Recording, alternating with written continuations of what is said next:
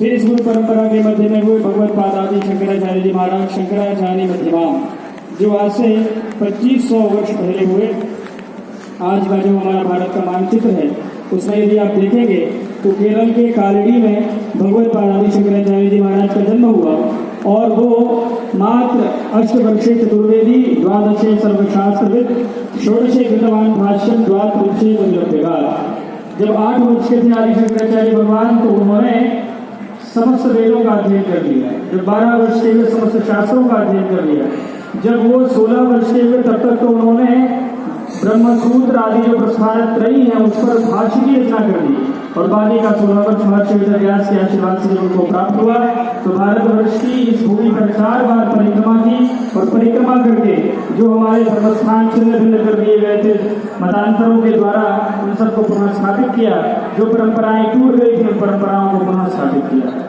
आज आप जिनके दर्शन कर रहे हैं वे उन्हीं भगवत पाद आदि शंकराचार्य जी महाराज द्वारा स्थापित शंकराचार्य मठ में से जो उत्तरायणाय 4 मठ है शंकराचार्य जी।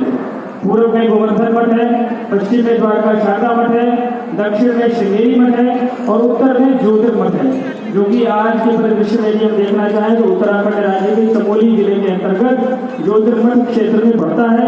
पूज्य पार्षद जगत गुरु शंकराचार्य भगवान इस ज्योतिर्मठ की परंपरा के 55वें शंकराचार्य हैं।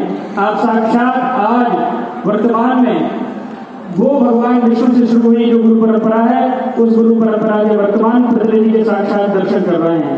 हमारे यहाँ ये बताया गया है कि जब भगवान अत्यंत कृपालु होते हैं, अत्यंत दयालु होते हैं तो वो गुरु के रूप में, वो आचार्य के रूप में आपके समक्ष उपस्थित होते हैं। शास्त्रों में ये वचन कहा गया वासुदेवस्य द्वैरूपे चलम चाचलमेव च चलम सन्यासिनम रूपम अचलम प्रतिमादिषु। भगवान की चल प्रतिमा ही ये सन्यासी हैं और भगवान की अचल प्रतिमाएं अलग अलग मंदिरों में उन लोगों को देखने को मिलता है, दर्शन करने को मिलता है। तो भगवान की चल प्रतिमा साक्षात भगवान बद्री विशाल की चल प्रतिमा ज्योतिर्मठ के शंकराचार्य आज आपके इस परिसर में पधारे हैं। निश्चित रूप से हम समझ सकते हैं कि गौ माता की कृपा है।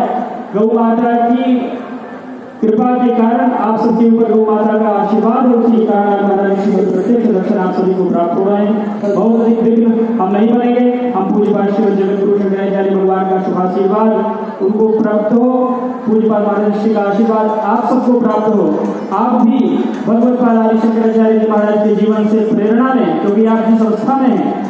हमारे यहाँ बताया गया कि छात्रों के जीवन में सबसे महत्वपूर्ण समय है क्षणत्यागी तो विद्वान है। जिसने क्षण का त्याग कर दिया वो विद्वान कैसे बन सकता है। तो छात्रों के जीवन में सबसे महत्वपूर्ण समय है। वैसे इस बात को केवल छात्रों से ही नहीं जोड़ा जा सकता, सबके जीवन में समय महत्वपूर्ण है।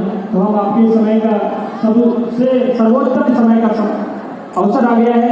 हम पूज्य पाद शंकराचार्य भगवान को सुनेंगे।